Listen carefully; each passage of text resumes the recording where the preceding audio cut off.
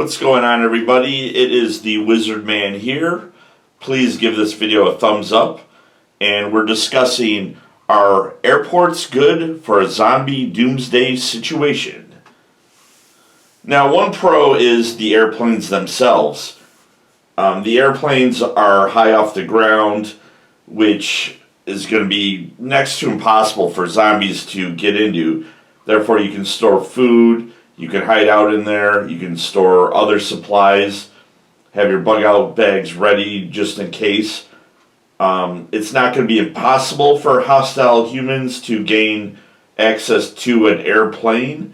However, it's going to be very problematic for them, and it's going to be a sticky situation if they try to gain entry to an airplane that you and your team are hiding in. Another pro is airports provide shelter. There's a vantage point in the tower, the air traffic control tower, that you can see potential zombies, hostile humans, etc. from a long ways away. Airports have food. There's restaurants, there's vending machines, there's all those little bag pretzels that are all over the airplanes themselves. They have security gates, so you can section off certain areas of the airport. You can use that to your advantage. Supplies along with food, they have water, first aid supplies, cleaning supplies. This is something that I think a lot of doomsday videos overlook, myself included in some of mine.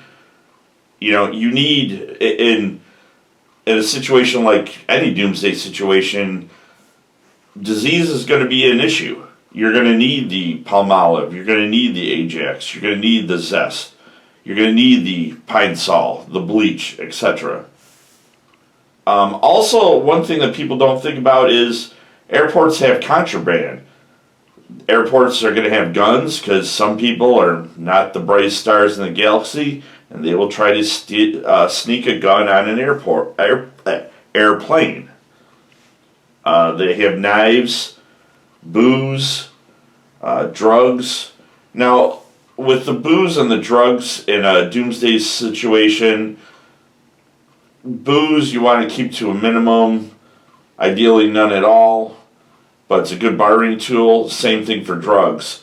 If you have some medical issue, it's okay to use it, but also a good bartering tool. Airports have bathrooms. Another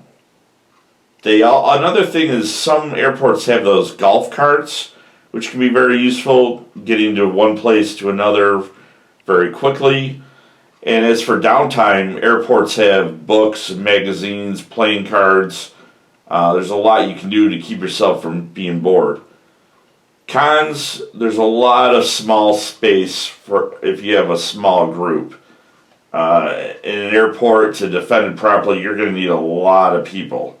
And the more people you have, the more resources you're going to need, and the faster those resources are going to run out.